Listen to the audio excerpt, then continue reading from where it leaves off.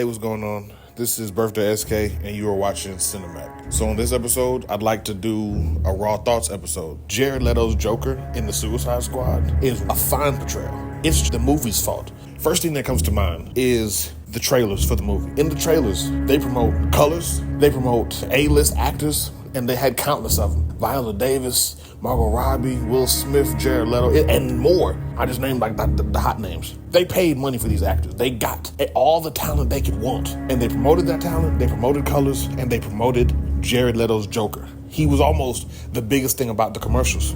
They made it almost seem like he was going to be a factor in this movie. And I understand why they did it. The Joker's always been a dynamic character, and he's bumped up in people's interest recently. I think it really took a jump after Heath Ledger's portrayal. I hope he's resting in peace. And we see it all the time. Whenever somebody is doing a video game or a movie or a TV show, when the Joker comes on screen, they treat it very delicately. In Gotham, they took forever to bring us to the Joker, and they took their time with the Joker. I don't like how they finished it, but for a time period, that Joker was fantastic. And they did that same thing in Suicide Squad. They put the Joker front and forward because he sells. He's a moneymaker. He's a cash cow. But the Joker wasn't a big part of that movie. He really could have went without being in that movie at all. He would have had a better presence if it was just letters to Harley Quinn with a little J and a Joker's face on the bottom of the card. So they misled us with that trailer. And then the scenes that they chose to use, I saw like it had him like being cringe and weird. And I seen some deleted scenes where he was actually being charming. Because you know Joker's whole thing is like being horrifying, but charming. How about a magic trick?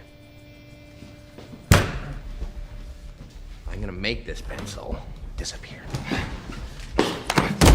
Ta-da! It's gone.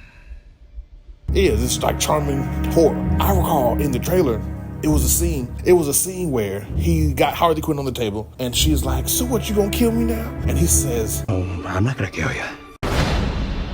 I'm just gonna hurt you. Really, really bad. and he had like a charming little cracked smile, and that's what they used in the trailer. And then in the movie, it's that same scene, but they used a different take. Oh, I'm not gonna kill you. I'm just gonna hurt you. Really, really bad.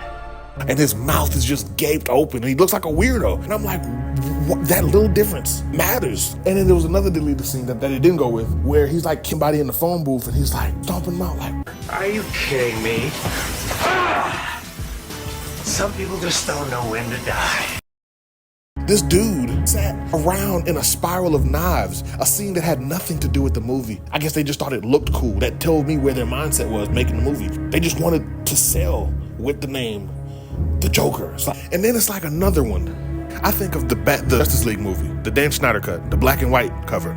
Joker had lines with Batman, and that scene had more lore, had more emotion in it than his whole time in Suicide Squad. Them talking about, and I'm happy to discuss with you in any way like why you sent a boy wonder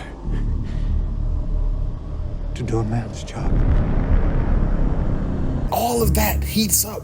And now I'm interested in a Jason Todd movie with Ben Affleck's Batman and Jared Leto's Joker, where we see what happened to Jason Todd. Joker should have been the main dude. They blew it so badly. I'm just freestyling here, but I'm thinking like you did a scene with Harley Quinn could have been falling for Will Smith in that movie, and then whatever, she still chooses to go back with the Joker.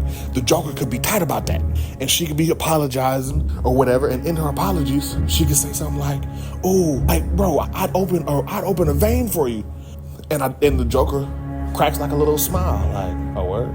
And then he grabs a knife and he walks over to her real slow and menacingly, smiling like he does Jared Leto shit, and gives her the knife, and he says, "Then open one for me." And she's like debating and she's scared, but she's about to open one, and he's like, looking like, "Oh yeah, Ramsey off Game of Thrones kind of shit." And right as she's about to do it, some henchman opens the door like, "Hey, Batman's here." And the Joker grabs the knife out of Harley Quinn's hand and throws it at the henchman like, boom, you ruined the joke, fuck. And then him and Harley are good. She was about to do it. We got a crazy menacing, crazy charming scene from the Joker. He kills one of his, you know what I'm saying, like in Joker fashion. And we're just rolling. That's on top of my dome. And then all the hate fell on Jared Leto. They did it. They ruined it. not Jared. And I've been hearing Jared Leto hate forever. And I really appreciate y'all. If y'all made it this far in the video, I hope everything's going good with y'all. Like and subscribe, please. Like the video. Check out the other ones. Proud Casual, X-Rated, more Cinemac joints. And I hope y'all have a great night. Y'all be safe.